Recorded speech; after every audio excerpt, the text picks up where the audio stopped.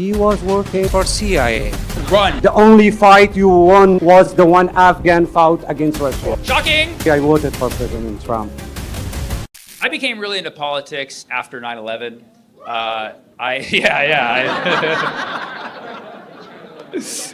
Either that means like me too, or like he's like, yeah, I was there. You know?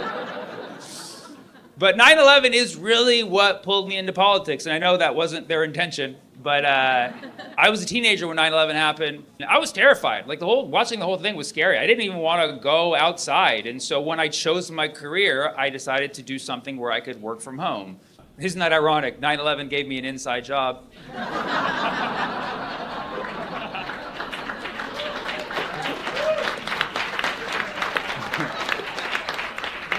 I became so hyper aware of politics that when the United States invaded Afghanistan, I was so paranoid about what was going to happen and I wanted it to stop that I started literally counting the days that we were in Afghanistan on my wall in my room. I would literally mark on the wall every single day that we were occupying Afghanistan. So you can imagine, after a few years, my wall was quite filled.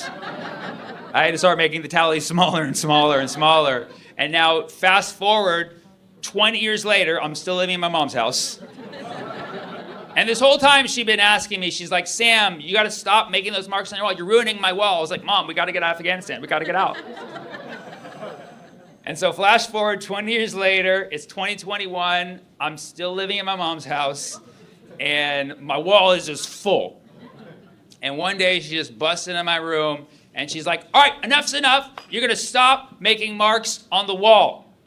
And I was like, well, it actually works out because Biden just pulled out of Afghanistan, which happened in August 2021. Biden pulled out of Afghanistan, not gracefully, might I add. It was his worst pullout fail since Hunter.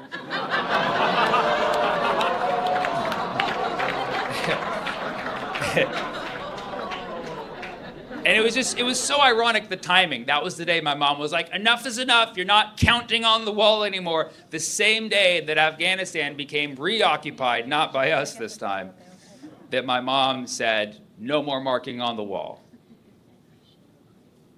It was the Taliban.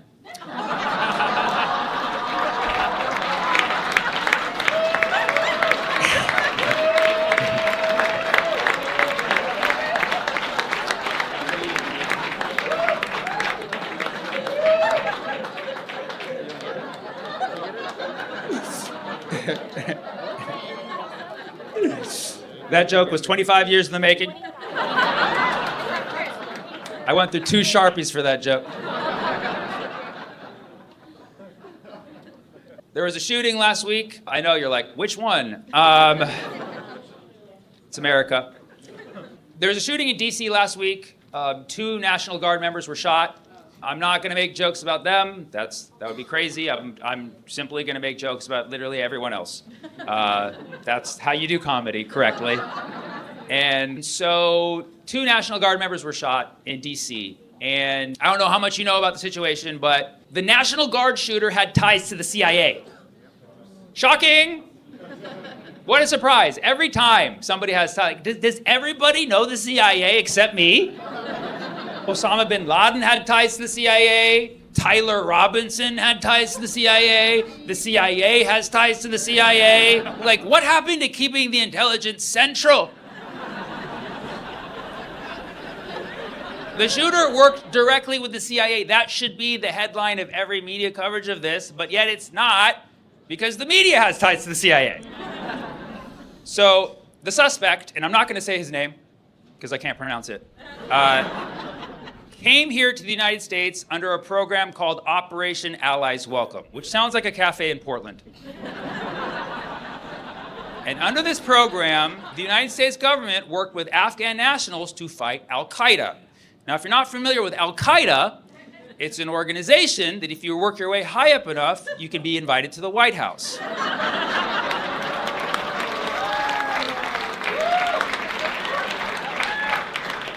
And shoot hoops after. You know, like, ooh, that was a 3, pretty good, man. I learned that in ISIS. Talking about Jelani, don't worry about it. The suspect was part of a specific group called the Zero Unit. which is like 50 Cent's G Unit, but less self-esteem. And it was basically like a death squad. It was like a cluster of operations. They were there to kill people on behalf of the CIA. They saw a lot of horrible shit. Things that we will probably never know because it'll never be fully declassified. The suspect was recruited by the CIA at 15 years old. And I can tell you, independent of race, it is never a good idea to hire a 15-year-old, okay? Like, wait till 16 at least. Nothing ever good comes from hiring a 15-year-old. Just ask Jeffrey Epstein, who also had ties to the CIA. Release the files, man. I'm just saying, there's a lot of factors going into this story. Now, the suspect was allowed to come to the United States in 2021 under Joe Biden, because obviously he wasn't paying attention. But he was granted asylum under Trump, because as we know, Trump loves the Habibis.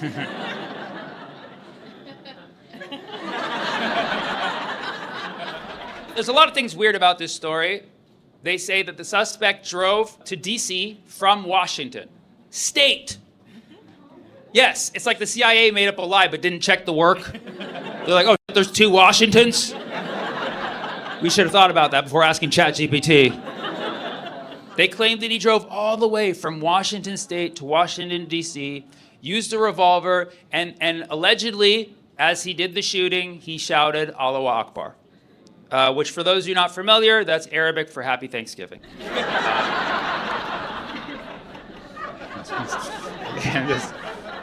Just try to do my best to inform here. That's all. That's literally all I'm doing. So anytime there's an attack on American soil or American troops, you literally have to fact check everything. It's like a game of true or false flag. Mind you, the National Guard should not even have been in D.C. The reason why the National Guard was in D.C. at this time is because Elon has a friend named Big Balls who got jumped one night outside of his car in D.C. by guess who? Some 15-year-olds. Yes, were they also recruited by the CIA? Was it the CIA youth jumping program? And so this is a real story, but I feel like some of you look at me like, what is he even talking? Elon has a friend named Big Balls who worked for Doge. And Big Balls got jumped by a bunch of teenagers, so how big can they be?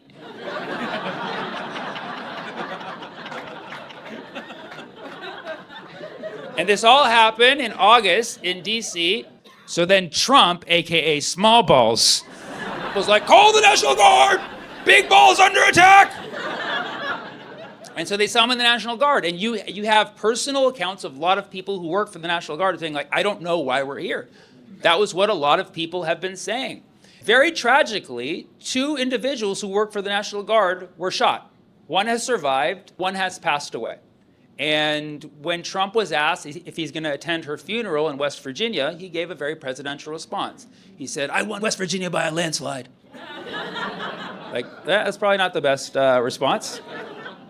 It's just so sad. Not only just 2 people died here, but people who were called for no reason to be there. The woman who was killed, her name is Sarah Beckstrom. And the reason I know this is because I Googled her name to look up who she was. I wanted to know who was this person whose life was taken by this incident. And while I was Googling her, I then noticed, very strangely, her name also happened to be searched 2 days before she was murdered. Her name was searched on Google 25 times in a specific country. Can anybody guess what country it is? No, it's Honduras, guys. What are you talking about? I'm kidding, it's Israel. Are you guys psychic? Yeah, I should have said, hint, it's an ethno-state.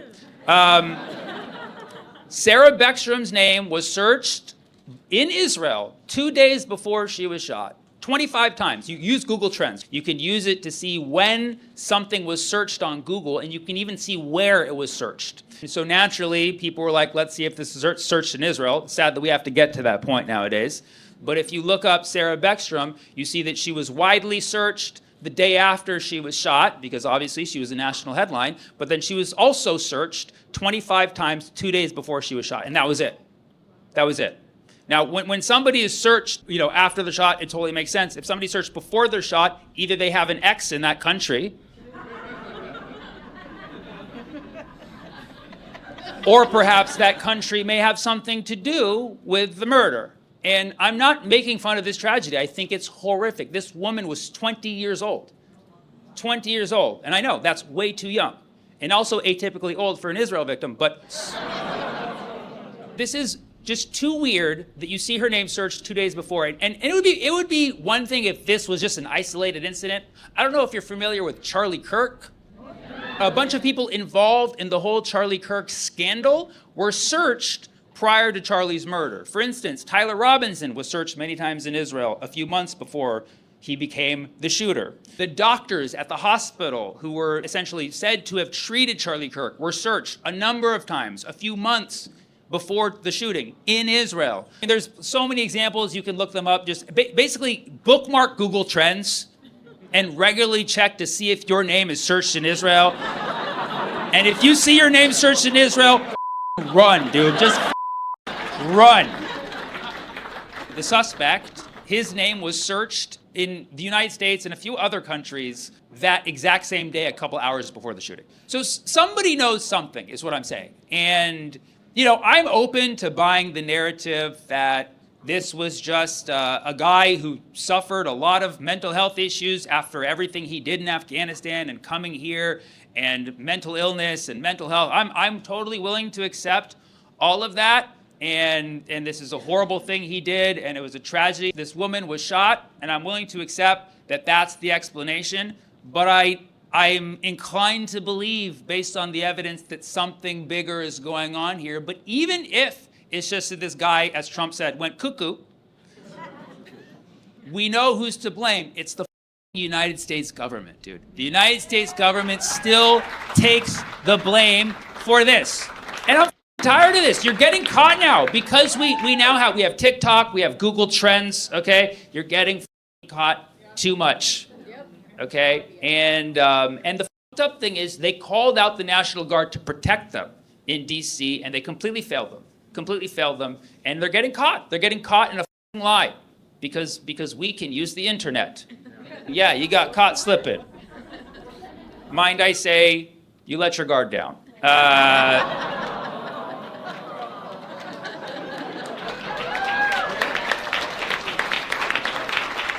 Because we know the CIA works with Mossad all the time. Actually, CIA stands for Can't Israel Assassinate?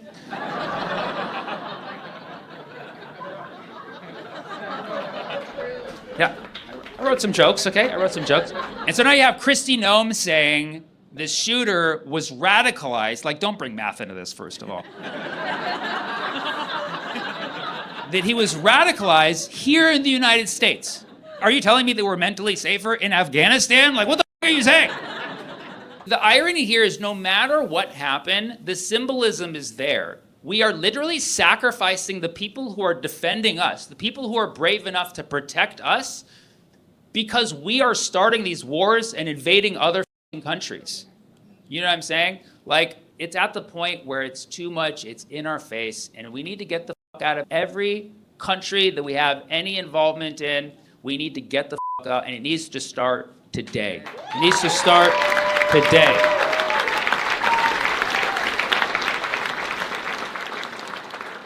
What's that? Oh, we're in Venezuela? Oh. Mom, hand me the Sharpie! We're basically going to war in Venezuela now. There's a lot of theories on why, but it's the oil. It's like we invaded the Middle East for oil, we're invading Venezuela now for oil. It's like, why do you guys like oil so much? What do you, P. Diddy?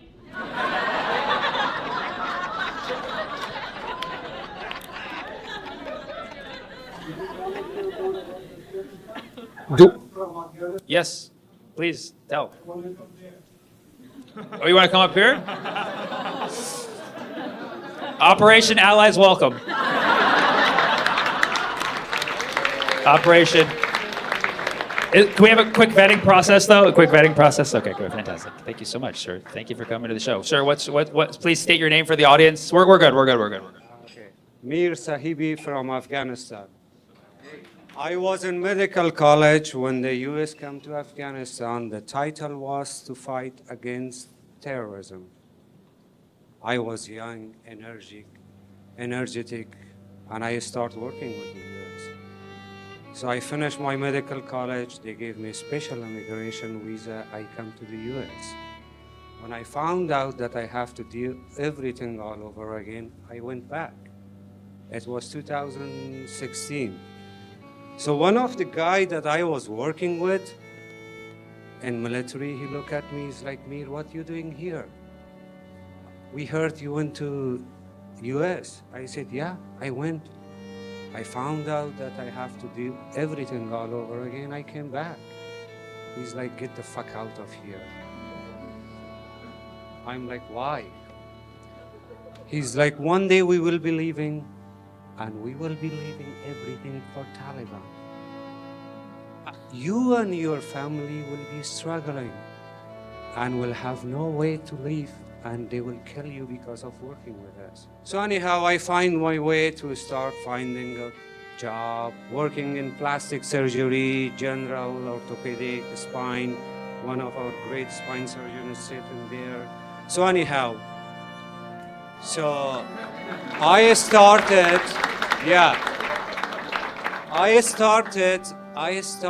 support Palestine.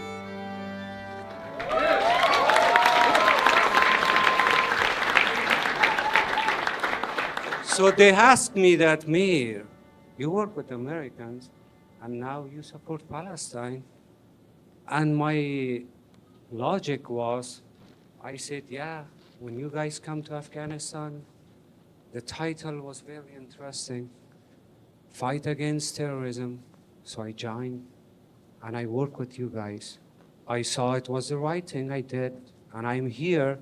Now I see it's a genocide going on, and that's wrong, and I am with Palestine. And I stand.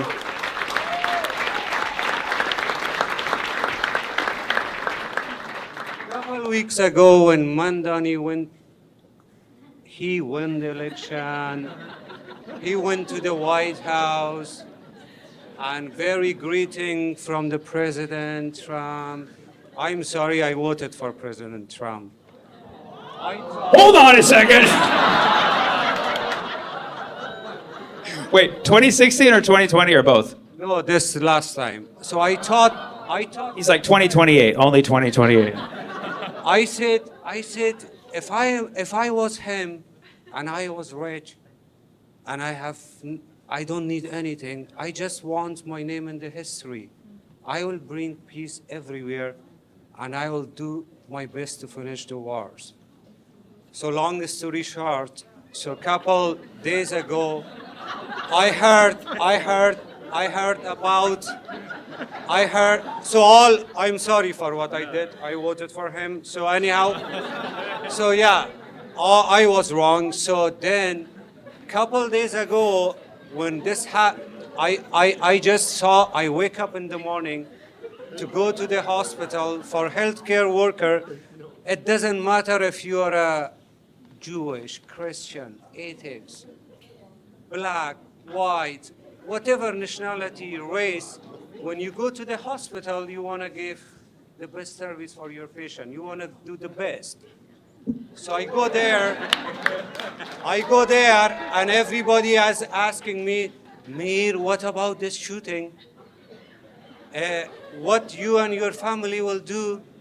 We are very deeply concerned, and our prayers are with the family of victims. I have a message for President Trump. I have a message.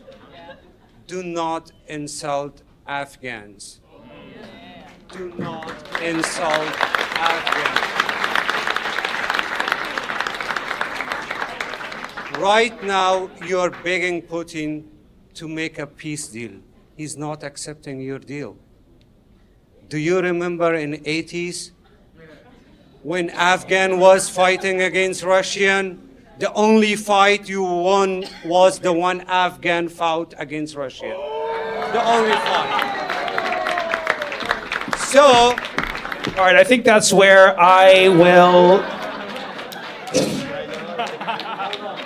All right, guys. Just 15 more minutes. Just 1 minute. One more. Closing argument. Yes. I said I was working in healthcare. When I come to US, I start working in healthcare. The guy who did this attack, he was working for 10 years for CIA. The question is answered, so I'm not talking more. We have suffered this for 45 years. Nothing to do but just being involved in a proxy wars that we didn't want. We never want. Before 1980, Afghanistan was a pretty country. From all over the world, people were going as a tourist. But now, you just want to use my country name as a business for the political issue? No.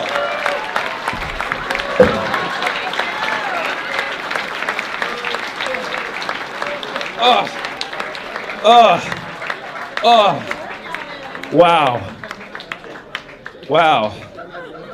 The irony talking about U.S.-Afghanistan relations, that was quite an arms deal.